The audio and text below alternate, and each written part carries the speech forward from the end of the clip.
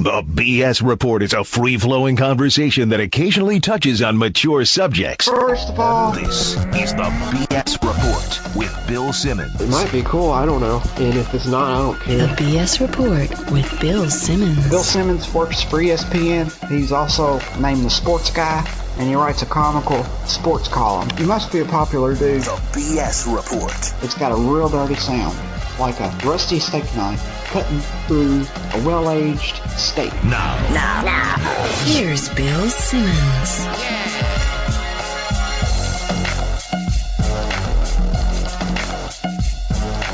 Welcome to the B.S Report. We are taping this on a Tuesday from his cell phone in the middle of a little publicity tour for Jimmy Kimmel Live. Actually, it's an affiliate tour. What is it, Cousin Sal?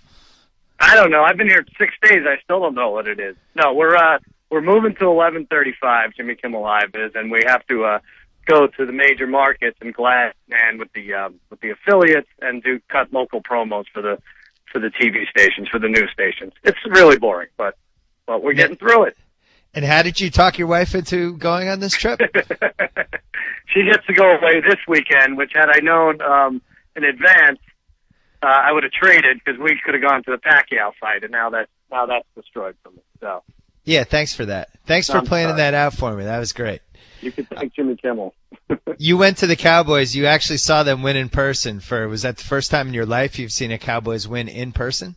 First time in my life. First time, obviously. I make the annual pilgrimage, usually in December. I've lost 4 in a row, or 3 in a row in the new stadium, then once before in the old stadium. And I finally saw a win. I was really tickled pink. And I know the Eagles are crappy and everything else, but it was a really nice thing to do, see them win. And we'll lose the next 4. We'll go 1-3, so it won't matter. But at least I got that. When they returned the punt to cover the spread, and then we're lining up for the onside kick, I was laughing. I was thinking, if the Eagles get this onside kick, I just see Cousin Sal running on the field and just going, "Stop it! Everybody, just stop it! No!" People were very cavalier about that. First of all, the punt should have gone out of bounds. Why you give anyone, let alone an Eagle? I know it's not Deshaun Jackson, but we have punt return nightmares in our past, and it was something else. And it cut it to 5, and then we were 1 onside kick away. The thing that got me though is, I'm a big Romo fan. I get ridiculed for it. I named my son after him, and I got to see him break Troy Aikman's record. 166 touchdown passes in like 6.5 years. That's a big pretty deal, good. isn't it? Yeah, that's a legit record. I was actually surprised that Aikman didn't have more of them. I guess he was in a slightly different era, but it's a different era. He had Emmitt Smith, the number 1 rusher in all football, but he had a Hall of Fame wide receiver and Jay Novacek tight end. He should have. But the point is, I figured there'd be some kind of celebration, like they take the game ball and the team huddles around them or something. Nothing, Simmons. Not one thing. All right, let's jump ahead to the lines because you're on a cell phone. You're in Dallas. You might get shot by Lee Harvey Oswald. We don't know what's going to happen. Yeah, I know. I'm in a bunker somewhere. But, all right, let's do it. Denver at Oakland. Well, first of all, we should mention the favorites were 6-10 in Week 13. It's getting hard to bet these. Very hard. I had my worst week this year. And the Redskins, was that one of those games that it just seemed like you couldn't find anybody to like the Giants last night? Or not? Yeah, I think so. And they but like the Cowboys should, the Redskins took out their frustration of the Giants and the owner getting them on the hook for that cap hit. And that more teams should play the Giants like that, I think. I agree. All right, Week 13 lines. Thursday night. What do we have? Denver at Oakland. What do you think?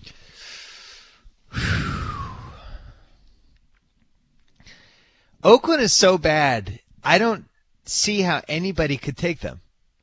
Yeah, I agree. So it's almost one of those, I don't know how high they make this line, but then the last 2 times we've had a really good team favored by in that 8 or higher, it was the Pats in Miami. Miami ended up covering, and then Denver at KC, and KC ended up covering. So I'm going to say Denver by 12, and I don't feel good about it. Wow, I think we tie this one because I said 8.5. I went way too low, and it's – oh, no, you get it. It's 10.5. So you're a point and a half off, and I'm 2 off. So you get that one.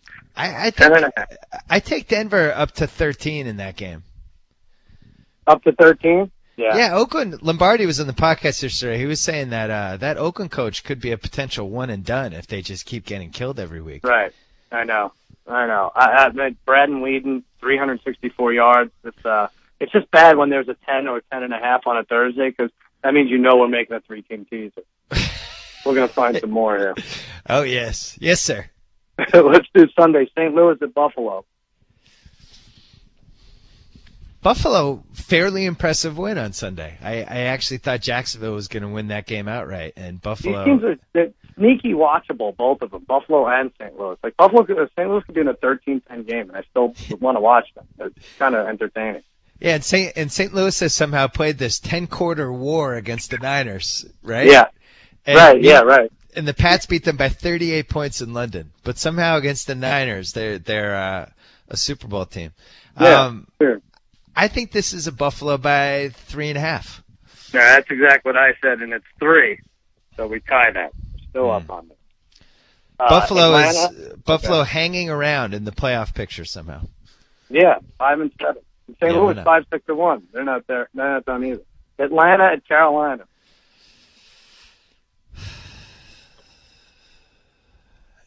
Rematch. Panthers had the lead, blew it in Atlanta beginning of the season. Yeah, and division rivalry, and this feels like Atlanta by 4. Okay, we're gonna split this one too. I said 3, and it's 3.5. Yeah. I was in Atlanta yesterday. The city believes in this team. At least 2 cab drivers I talked to on the way to and from the airport. They're believers. Yeah, and Carolina losing that game in Kansas City, that's probably it for Ron Rivera. I think he's probably playing out the string at this point. That could be it. I didn't even check if they won the coin toss. They had lost 11 in a row. Is that true? Yeah, they had lost 11 in a row. Wow. Before Sunday. It does feel like Atlanta is due just to lose one of those dumb games on the road against an inferior team. They've been dying to do it for weeks and weeks and weeks and weeks, and maybe this will be the week. Speaking of dumb road teams, Dallas at Cincinnati. Oh, God. A loser leaves town match. Loser leaves the 2012 regular season. Oh, yeah. Oh, we're done. Not only that, but if Terrence Newman intercepts a Romo pass, I may sit out 2013. I'm really bummed at that one. It seems like it's destined to happen. You should, when you do your gambling blog on Friday, you might have to put odds for it, whether they're real or imagined. Yeah. Well, Mike Zimmer is our former defensive coordinator is with Cincinnati now. You know he wants to beat us. Bengals money line looks like a win. I'm going to hit this exactly. Go ahead. It's going to be Cincinnati by 3.5 points. Wow, we tied this one too because I said 2.5. Usually when we tie it's because we have exactly the same number, but the number is 3, and we were both a half point off. I like the Bengals. I think that ends at 3.5. Yeah. Your team's not good. You don't have a good team. Well, we get off with 2 slow starts, and our defense is too vanilla, and we don't get cause turnovers. And the coach other than that, you're right back in that thing. Smooth sailing. All right, Kansas City at Cleveland. God, Cleveland's been really quietly solid now for 6-7 weeks. Even games that they haven't covered, they were in the game until the last second. Yeah. I think they're going to be favored by 4. I have Cleveland by 4. Well, we tie again. This is weird. It's 5.5, but I said 4 also. Vegas zone. That's a high number for Cleveland. They are sort of impressive though. They don't give up like 40 points really, you know. They're 4-8 and they left 3 wins on the table just with sheer incompetence down the stretch. But as amazing as this sounds, they could be 7-5. And I did some research. There is actually some love lost between these two. Really? Yeah. What the hell do they care? Kansas City and Cleveland. What does it matter? Tennessee and Indy. Tennessee at Indy. I vowed in last week's column never to go against Chuck Strong for the rest of the year. I was vindicated with the miraculous comeback. Good idea. Yep. Bill Barnwell said the Lions were at 99.6% win expectancy with 3:30 to go and somehow lost. Nice. So congratulations to them. Indy is where? Tennessee is at Indy. I know what you're saying too. You should not go against Indy, but this is alien versus predator. Tennessee is the screwiest team in the league, I think. Yeah, they are. And you know what? They've been that way for a couple years now. Yeah. Really Sure. hard to figure out. I almost feel like they have to jack the lineup a little bit. I hate repeatedly bringing Chuck Pagano and his feel good recovery from leukemia into the gambling lines, but like how do you bet against the Colts? It's almost un-American at this point. No, I'm gonna I know. say Colts by 6. You'll get this one. I said 7. I went too high with this, and it's 5.5. So All right. that's all yours. Okay. All right. Thank you. Jets at Jacksonville. This one's all yours too. Ooh. Chad Henne let me down. Fortunately, I ended up not starting him. In the last second, I switched to your man Romo. Oh, you did. Yeah, I did. For my yeah. dramatic fantasy West Coast, I won the last 3. I had like 360 points last 3 weeks. My fans were happy. My fans are excited tell for you next what. year. I think they did. Oh, for what? For next year. Oh, I like I'm that. back. I think I'm back. I Oh. won 3 in a row. I want to play fantasy football again. Oh, I was about to deliver an inspirational speech saying you should keep going, but you caught it yourself. I like that. Yeah, I just needed All right. to win a couple in a row and not have terrible things happen. And then it reminded me Yeah. why I like fantasy so much. Yeah, It's a I'm long back. off season. I'm back. Me and Fantasy are back together.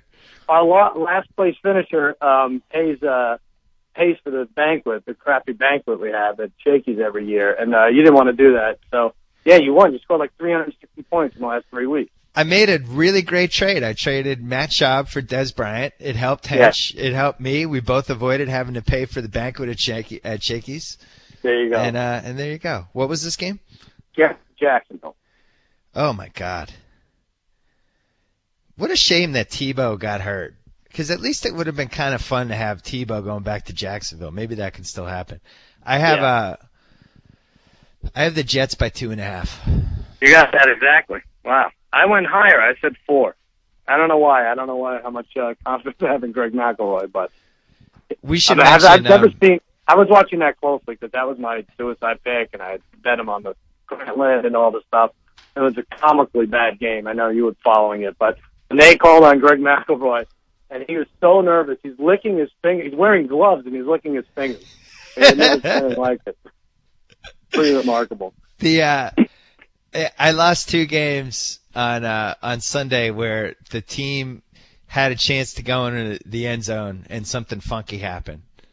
Which one? The Pats Dolphins, they cover. Hernandez is running into the end zone, and one of the Dolphins does one of the cheapest tackles of the year, gets the 15-yard penalty. It was like horse collar to try to stop him. It was a little like what your guy did earlier in the season. Right. Remember the horse collar to stop the guy from getting the end against zone? the Giants, and it ended up helping, yeah. Right. So it's like, it's a 1.5-yard penalty, and then we end up not punching it in, and then they come down, kick a field goal, they cover. So then, and then the Jets Cardinals, they're inside the 10, and they somehow run a couple plays and get the first down without scoring a touchdown. Guy falls down on the 1-yard line, they don't cover. It was one of those weeks. Yeah, well, no one deserved to cover that Jet game. I don't know if That's true. They should have out. refunded all the money. Chicago at Minnesota. Ugh. I feel like Chicago has America right where they want them. They have America? They're almost like they kind of have the same act as the Giants, where they don't like when a lot of people are on the bandwagon, so they have to do a little stink bomb, get some people off. And they looked so bad last week, and Russell Wilson, my man. I know. We're going to talk about him. Oh, we are? Yeah. I promised myself I wasn't going to call you during that game. Should I just play that now? We didn't get to the game yet, but let me just play that now because I have it here. All right. Here's you calling me right towards the end of the Bears-Seahawks game. Well, we should set this up, though, because on Friday I broke up with the Seahawks. I was very upset. And it had nothing to do with Russell Wilson. I was just so tired of picking them and watching their defense choke down the stretch. Right. I just had it. I abandoned my Super Bowl pick, and I got a little testy in the heat of passion. Yes, and I could hear the frustration and depression in your voice. So, let me play it here. Hold on. Cousin Sal, sports guy here, sitting in my man cave, finishing off a bottle of Kahlua and grape juice, watching the love of my life, my best friend, soulmate, my muse, my Cherie Amour, Russell Hustle and Bustle Man, Muscle Wilson, lose another game, costing us our cherished relationship. That's right, I I asked my therapist in this crazy voice of mine if after another Seahawks road loss, I'd be well within my rights to leave Russell for good. And he said, yes, so it looks like Russ and I are about to take a final trip to Splitsville. Let me check in one more time. Hold on, let's see. Wait a second. Russell hustle, bustle, man, muscle back to pass. Touchdown, Golden Tate. And now Robbie Gould kicks a field goal to tie it up for the Bears. And now Russell hustle, muscle, man, muscle, truffle oil is traveling for the overtime win. Wow, this is all happening so fast without commercial. I'm so excited right now. He did it. Touchdown. I just crushed the red zone channel with my giant erection. Russell hustle, bustle, now I'm back. Sports call, over and out. Wow. Just like that. That's actually how it played out. Really? Yeah, After right all down to this the time. erection, crushing the red zone channel. I can't believe those plays happen so close together. But, I just want to say I never, at any point, gave up on Russell Wilson. I was so frustrated that the Seahawks couldn't defensively come through on the road, and you know, somebody reminded me of something. Even before that game on Sunday, when I was like, yeah, I'm out on the Seahawks. And somebody emailed me and said, "You moron! You're the one who said they're going to go 8-0 at home, and you only need them to go 4-4 on the road." And you said on the podcast that you wouldn't give up on the Seahawks until they lost at home. That's and true. They haven't Even lost after at the home. first week, it looked like garbage after the first week. He said, "I'm not doing it until they lost." It was their first home game. Right. Yeah, So they'll be all right. So here's why I get to stay in the bandwagon, because me saying that trumped me getting mad in the heat of passion on Friday in the comp. So I'm still on the bandwagon. Everybody can go screw off. All right, good. Yeah. Good, you're on. I think you have to leash your own bandwagon, though, at this point. You may have to All save right. the next couple rounds of gas. Chicago at Minnesota. Chicago at Minnesota, and I'm going to say, God, I wish we knew if Percy Harvin was playing. I'm going to say Bears by 2.5. Yeah, you get that. I said 2, and it's 3. So you're closer there. I think the Vikings are trying their hardest. They're just not quite as talented. I mean, I don't know. I think Ponder's only going to take them so far. And they're in that back for a while. The problem is Ponder's just not. When they don't have Harvard in the game, it's over for Ponder. He just can't throw the ball. There was one point they were winning. It was after Peterson had that long touchdown. They were winning, and they showed Ponder's stats. He had like 50 yards passing. This was like midway through the third quarter, and that's kind of when you think, oh boy. Well, once your secondary figures out Kyle Rudolph, is that his name, the tight end? I think they're in good shape. Yeah. Well, I think there's a couple guys that I'm just these second-year quarterbacks. You know, Gabbard, I think Jackson was already going to give up on. Ponder, I think borderline maybe you got to give up on. Sanchez is on his way out. There's going to be like 8 quarterback jobs open, it seems like. I got to tell you, I'm not as impressed with everyone else as with this Ryan Lindley. He could be in trouble, too. I mean, I don't want to tell him look over his shoulder. I need to see more from Ryan. San Diego and Pittsburgh, there's no line. I said 6. I don't even know who I was thinking was quarterback when I said 6, but there's no line, so we'll skip it. You know, if you had been in L.A. last weekend, you would have saved me from throwing the Ravens into my giant parlay that I had that day, and you would have reminded me that everybody on the planet was taking them. I would have. Trust them. This line's too high. Charlie Batch, he's got one in him, and yeah, I blame you. It is my fault. But let me just tell you something. We didn't break this down really in the beginning. I think the AFC's better right now, and I think if you were to map out playoffs, the ideal playoff scenario, you would go with exactly what's happening now, like Indy at Denver, Pittsburgh at Baltimore round 3, and then the winners play New England and Houston. Are you kidding me? It doesn't get better than that. And the NFC is just lost. I don't trust anyone in the NFC right now. Lombardi and I were talking yesterday about whether if you have a chance to be 3 or 4, would you almost want to tank it to end up on 4 so you play Indianapolis and then go to Houston? Right. Because the other option is you're 3, you have to play Pittsburgh with a healthy Roethlisberger, and then next round go to New England. Assuming New England's the 2 seed. Yeah, I mean, you're much better off as the 4 seed, but then as soon as teams start jockeying to do that, the other teams get pissed off and it becomes counterproductive. Yeah, it never. You can't win no matter what happens. Yeah. And listen, how much of us liked Pittsburgh as a 6 seed against Denver? Or was that 5-4 last year? I don't remember, but Yeah, well, I actually think Denver's gonna win out. really, I think, yeah. and I don't see the Pats beating both Houston and San Francisco because, now Edelman's out. Edelman was a big part of the offense this year. So now that you're taking out Gronkowski and Edelman, they had those games, 2 big night games within 6 days. They haven't lost in 2 months. Like, I'm not saying they can't win both, but I just think it's more realistic that they drop one than Denver drops one. Yeah, but you just re-signed another criminal. Who was it? Dante Stallworth or something? You got someone back. He paid his debt to society. It'll be all right. All right, Philly at Tampa Bay. Philly at Tampa Bay. Man, Tampa let me down. That was the one team that really let me down last weekend. They got their asses kicked by Denver. It wasn't as close as the final score. Special. Yeah, they were winning for a while too, but I'll tell you what, Denver in the second half, and betting against San Diego and Arizona in the second half. If you're into that kind of thing, those are locks that can't be open. What does Philly have to do to get thrown into that betting against paragraph? Yeah, they're pretty bad too. Although I'll say I've never seen anyone faster live than that Bryce Brown.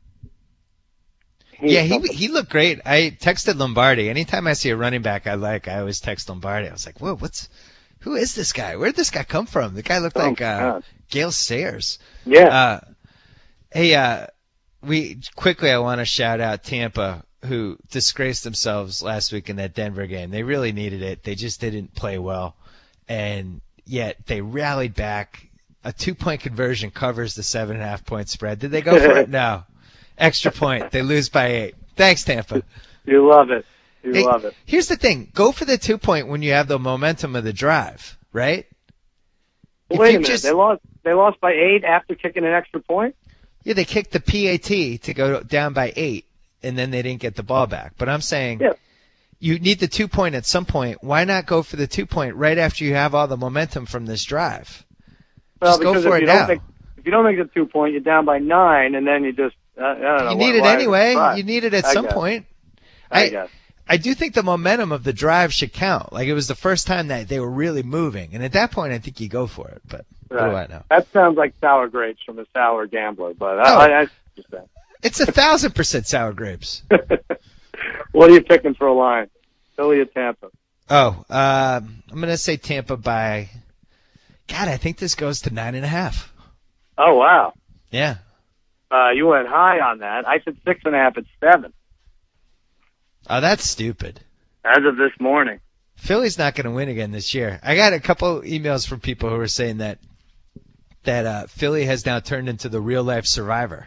Every week somebody gets voted off the Andy Reid Island. Yeah, you're right. It's good, right? So next week I'm excited to see who gets voted off next week. Yeah. They should just torch the whole city. What are they doing? Baltimore at Washington. I just want to say we have two teams in our 3-team teas right now because we have Denver on Thursday night. We have Tampa against that pathetic Eagles team, so we're one away. There's two more in here that we probably can't pass on. What was the next game? Baltimore at Washington. This is the last of 10 early games. How can you complain about Thursday games when we have to watch 10 early games, and this is a good one? Why are they doing that? It's ridiculous. If you're lucky to have 5 screens wherever you're watching, whether it's a bar or whatever, you're missing half the game still. We were watching on Sunday. They blacked out the Chargers game like they always do, so we put the Red Zone channel on there. And, they barely showed any Chargers. There was only 4 games. 2 of them sucked. And it made me mad. But I'm going to say... them showing like an episode of The Wire on 10 different channels all at once. A brand new episode. And your job is to keep up however you can. I hate it. I don't know. Somebody sent a memo to somebody this year saying, let's stack the early games. So there had to have been a reason. And then only 3 late afternoon games. Yeah. All right. What do you think? Baltimore what? Do you think it's like an alcohol thing? Like they don't want to have these 4:00 East Coast games anymore? Well, I know only one of the networks gets the doubleheader, gets the second game. I realize that, but they need to figure something out. Put a game on Tuesday night at 3 a.m. I'll watch. It'll be enough. The three late games are in San Francisco, the Giants, and Seattle. Maybe I bet it's like some sort of weird East Coast alcohol thing because they're like so crazy about that now. Oh, making sure interesting. people don't get I drunk. see. Well, you're the one drinking Kahlua and grape juice. I know. I got to stop that. Ravens, Redskins. I have the Redskins favored by 2.5 points. Oh, you nailed it, Simmons. Oh, you're killing me this week. You're killing me. I tried a new strategy. I'm winging it as we go along because the old strategy of overthinking it was not working. Your strategy is to send me on the road in a little makeup artist room and go over the lines. All right. Miami at San Fran. His late afternoon. This, by the way, was the one I mentioned. I think our second of the 3-team season. So you know, well, here's the thing. That Dolphins team is very reminiscent of that Rams team. Good front seven. Yeah. Low scoring game. They try, they try not to beat themselves. Like I could see them hanging around in this game. I'm gonna say Niners by 9.5. All right. Well, it's 10, so you get it. I said 7.5. I went a little too light on that, but I don't know. Either way, Tannehill Kaepernick is the best quarterback name matchup we have this year. I don't think it's better than that.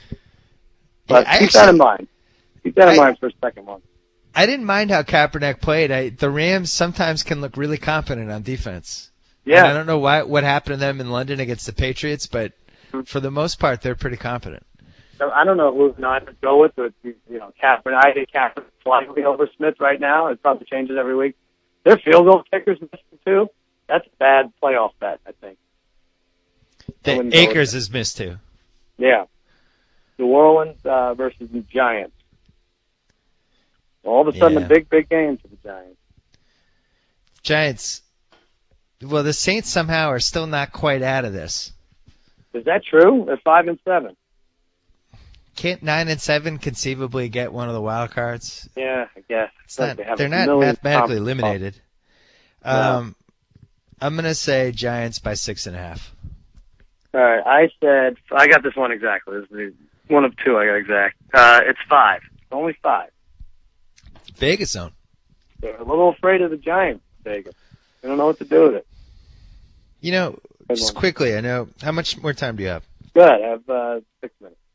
So, Saints lost to San Francisco and Atlanta. They lost to Denver. They lost to Green Bay. The only good team they've beaten is Atlanta in that one game they had by 4. And I guess Tampa's a half-decent win. Right. The point is, I don't know if they've justified enough this season to be favored by less than 7 in this game against the Giants. I don't know if they're very good. You don't think they should be an underdog by less than 7? Here, their 5 wins are San Diego, Philly, Atlanta, Oakland, and Tampa. But the losses have been pretty close, right? Haven't they? Except for the Niners beating by 10. Fairly. I mean, yeah, the Niners game wasn't close. The Falcons game, they left on the table. They probably should have won that game. Right.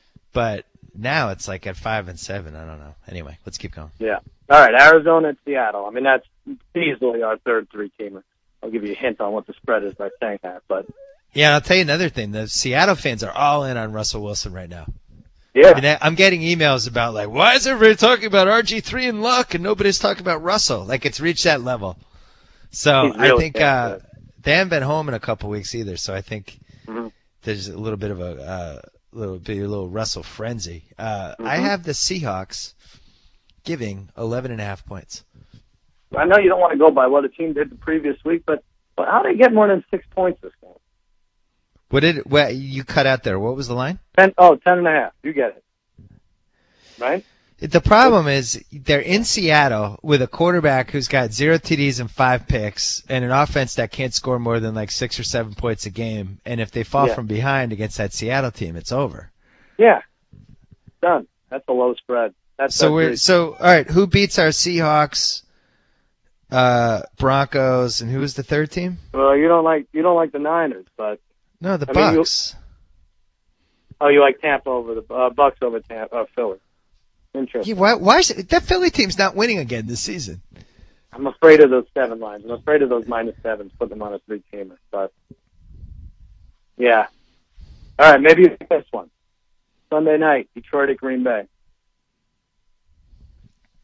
The Lions should be ashamed of themselves. I mean, really. Those last two games that they lost were among the worst losses of the season, and they lost them in consecutive weeks. Let me ask you this. Yeah. Just right now, for RG3, you're an owner, 10 years. What are you going? I would say luck, only because, Gruden was pointing it out last night. Some of these hits that Griffin takes really make you nervous. Like his body, It's like watching a rag doll. Yeah, it is. I just wonder, like, how many of those he could take. At least, like, with luck, he's a much bigger guy, and I love both of them. Everybody was throwing the Bird Magic thing around, and there really is a little bit of a piece of that. Just two guys coming in the same league at the same time, always getting compared to each other, totally different styles. It's cool. I think it's a great thing for the league. It's not far behind. It really isn't that far. But I think if I were to take one for the next 10 years, I'd take RG3. I think he gets a little smarter running the ball. He comes around the edge. He kind of tucks it away a little bit. He's wisened up a bit. And I think if you had to have one of them in the playoffs this year, I'd go RG3. He certainly seems like he's tougher to prepare for, and I love both of them. The thing that Luck's been doing is pulling these games out of his butt with these plays. Mm-hmm. I know they had obviously had no business winning that game, but they really had especially when it's 4th and 14. Right. You just shouldn't be able to win at that point. And they had 11 people in the end zone, and not a guy who doesn't get flustered in Luck, and I think you hit it on the head. But Griffin, you can watch 100 hours of tape a week of this guy and still not prepare for him if you're a defensive coordinator. Well, I will say I think Griffin is in a better place to succeed because that coaching staff was on fire last night. The way they controlled the second half of that game, I thought was fantastic. They just had the Giants the Giants were just wrong almost every time. They had no idea it was coming, and they're so good at those play actions and the quick passes. Mm-hmm. That's a team I would not want to see in the playoffs. I can tell you that. Kyle Shanahan's smart. Just think about how he started the beginning of the year, where he just had RG3 throw like 6 screen passes to start, and that just got the ball rolling. Yeah, I was thinking and Mike Shanahan's been rejuvenated by it, but it's really his son who's doing it, and most of the time he'd be like, well, the coordinator's doing it, but he fathered the offensive coordinator, so I think he gets full credit. Right. It would be like Ben in 20 years, like saving my column career after my columns are just, they've just been shot to hell, and all of a sudden they're good again because Ben's co-writing them with me. You know what? That could very well happen. I would not laugh. All right, Detroit at Green Bay, Sunday night. Detroit at Green Bay. I'm going to say Green Bay by 8.5. Uh-oh, you cut out. Did I get it? I said 8. I said 8. It's only 6.5. The Packers did not look good the last couple weeks. I guess I'm not surprised by that. They're missing guys. They're missing big guys. We should mention, I think it was the Bills lost their starting center. We always keep an eye on the starting center losses. Okay, yeah. Yeah. So keep an eye on that one. Anyway. All right, and Monday night, Houston and New England. Great game, right? Yeah, this is great. It's either 3 or 3.5, and I am going to say Patriots by 3.5. Exactly, with 4. Went a little higher. But I'm impressed with this Houston team. I don't know why it took a win over Tennessee to show me. I just feel like they've been thrown all over the schedule here by the NFL, and they've answered the bell every time. Yeah, Lombardi and I said yesterday, like those 3 wins in a row of beating Chicago in the rain, then the overtime comeback, and then 4 days later overtime on Thanksgiving, like really impressive. Yeah. 3 in a row. Let me just tell you, this is the last time we're doing a Tuesday podcast because I hate the whole Lombardi and I did this, Lombardi and I got to get in on the Bottom 4 Monday. Yeah, I'm sorry. I keep throwing Lombardi in your face. He knows so much more than me. I never know what to do because I don't want to make the same points twice. I have people listening, and they're like, oh, he said that yesterday. What is he? He's double dipping. I know. It's like when you're telling a story you just told. You're like, I was just telling Hench that, you have to mention. You want to talk Prince names real quick? Yeah, really quick.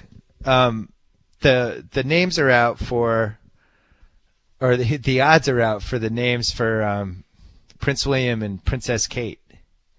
Yeah. Right? She's like 3 weeks pregnant. They decided to tell everyone. So, yeah.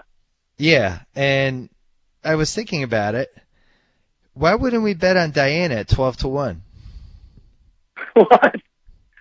Oh, I think someone high up in royalty tells them that's a bad idea. Tells them Right? what? Really? Well, I don't think Her Majesty wants to remind everyone of Diana. No, But it's just how I feel. the oldest son loves Diana, obviously. Mm-hmm. Yeah. It would be the ultimate FU to the whole royalty and everything. Watch this. I'm naming my daughter Diana. Her name's going to live on. You guys can all stick it. That's 12-1 odds on that? Is there a 1 in 12 chance he feels that way? I say yes. I'll bet it just because it's fun. And they could name it after one of those girls that the brother was playing naked pool with in Vegas. Those are even better odds. I didn't catch their name. Hold on. I'll go with that. The other one I was thinking was I think we do a boy and a girl. Mm-hmm. Because who knows? You have 50-50 odds here. Yeah. That's true. I never thought of it that way. Yeah, it's 50-50. That's how it usually works with this stuff. So here, Francis and John are 9-1. Charles, Victoria, and George are 10-1. Diana, Philip, Richard, and Spencer are 12-1. So I'm thinking, Prince William, he seems like the straight-laced one. He's not that fun. Yeah. He seems like he's a little uptight. The other one's the crazy one, his brother. George seems like a name that he would pick. Ooh, So interesting. I'm going to name my son George. Yeah. There hasn't been a King George in many years. It could be time. Yeah, it's a Prince George. What do you think? Are there any Georges? Well, first of all, I would seriously consider Romo, at least as a middle name, boy or girl. And but the best, and I'm not just saying this because the term appears in my Grantland column 1,050 times every Friday. Your Majesty. Your Majesty. Yeah, that would be interesting. Which Jermaine Jackson named his son Your Majesty, and what's more of a Your Majesty than than royal blood in you? One other thing we should mention, they have hair color odds for the baby. They do? Yeah, 6-4 is brown, and she's got brown hair, and he's got kind of lightish brown hair. Yeah. 2-1 blonde. Babies never have blonde hair. 5-2 black, which I just don't see if they both have brown hair. And then this is the dark horse bet. 8-1 ginger. Wow. He's got the ginger gene in his family because of Harry. Harry's got the red hair. I like bald, though. These are, the old man's got nothing up there. Do they give odds on baby coming out bald? No, because if babies have a ton of hair, those are usually the ones that go bald. Oh, I see. All right. But brown is basically even odds. So I feel like we should maybe parlay brown hair with Pacquiao against Marquez. Okay. Brown, Pacquiao, and the Bucks, and George. I like it. And the Minnesota Lynx for 2013. What a jerk. All right, Grantland this Friday. Jimmy Kimmel Live. I don't know where reruns, but still watch if you want. Yeah, and and no last story of Dixon on the charter plane or anything? Let me tell you something. He has been so I don't even know how to say this, but we're jumping from city to city, and they're in 2-hour blocks. And Jimmy has to shoot promos, local promos with the news crew, and then he gets interviewed, and then he goes out and meets ad execs, and there are anywhere from 20 to 75 of them in a room at once. And Dixon's gone for. He's supposed to be controlling this, moving it along. He's on the phone with other clients for about an hour and 45 minutes out of each 2-hour block. And Jimmy finally got mad. In fact, I think I need to smooth it over right now because he was really gone and couldn't get back into luncheon while Jimmy was giving a speech. So goes in with the Bluetooth. Oh, he's ridiculous. We should mention that Dixon is our agent and Jimmy's agent. I forgot to say he's our agent. Yeah. We found out something about Dixon this week because we always make fun of his emails. Yeah. And he says yeah, really? He only has 5 responses, and we always wondered if they were automated or somebody else was writing them. We found out you and Jimmy found out on this trip. He talks into the iPhone, Siri or whoever types out whatever his words were, and then he retroactively goes back in and puts various words in caps. Yeah. He's unconscionable. Who does this? Who retroactively puts caps in emails that a voice person typed out? I have one more quick story that you're going to love. So we're at the Four Seasons. He has to ring. He has to stay at the Four Seasons. And this is in Philly. And he arranges, and it's a pain in the ass, he arranges for the clerk, the girl at the front desk, to put him in a balcony because he smokes about 7,000 cigarettes a day. And so he's actually calling me now.